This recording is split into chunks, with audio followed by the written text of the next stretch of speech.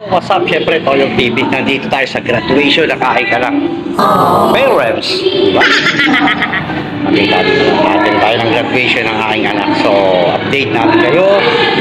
Meron na ako na pag-graduate sa hirap ng ating dinadalas bilang mga magulang. At ayan mga katoyong, siyempre, nakapila na kami pare-pares yan. Yan ang aking anak ko. At talikod.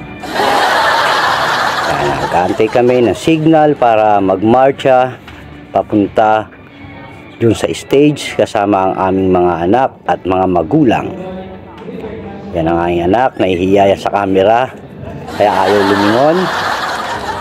Di katulad na kanilang daddy Toyong is makapal ang muka. So ayan, kanya no, ganda niyan. Yan ang anak ko. Bilang mga magulang, syempre proud na proud tayo sa anak natin. Lalo ako, proud na proud ako sa anak ko na kahit papano sa hirap ng buhay ay meron pa tayo na pagtatapos na anak. Ayan o, pera. Ayun o, pang tinitignan yung pera na yan eh. Sana all may pera. Binibiro ko nga eh. Pag nakalingat siya eh, dudukutin ko yan eh. Ayan yung aking anak. Sabi ko sa kanya, mahihain masyado yan. Napakaganda niyan siyempre. Di lang magulang.